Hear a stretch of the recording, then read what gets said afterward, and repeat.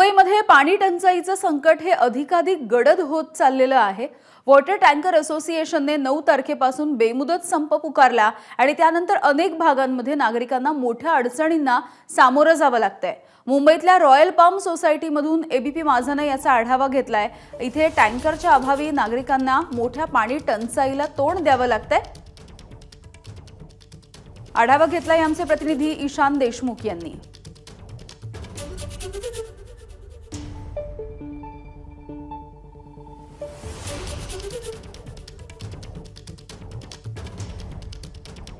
मी BMCला जाऊन लेटर देऊन आलो की आम्हाला टँकर वॉटर देण्यात यावे, पण BMCने आम्हाला सांगितलं आमच्याकडे टँकर नाही आहेत आणि आम्ही पाणी तुम्हाला देऊ शकत नाही।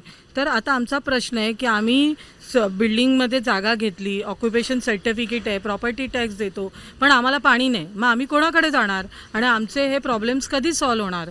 आम्ही 2007ला आमचं रजिस्ट्रेशन सर्टिफिकेट आहे, आज 18 वर्ष झाली आमच्याकडे BMC पाणी नाही आणि हा एवढे सगळे लोक आम्ही कुठे जाणार? आज कोणाकडे दाद मागणार?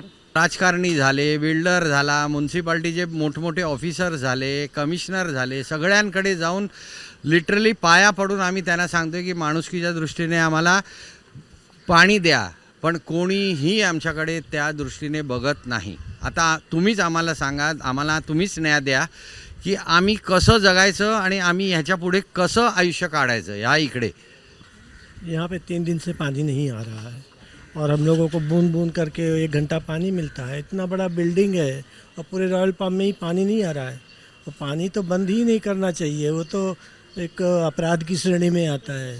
बिना तो कुछ हो नहीं सकता है ना। पानी तो आप बंद ही नहीं कर कहाँ सकते। इंसान जाएगा?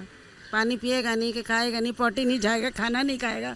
3 दिन से सब परेशान है, बच्चों से लेकर कानून बड़ों में भाई साहब ये कि आप जो है पानी नहीं बंद कर सकते हो किसी का, ये आपराधिक कांड होता है।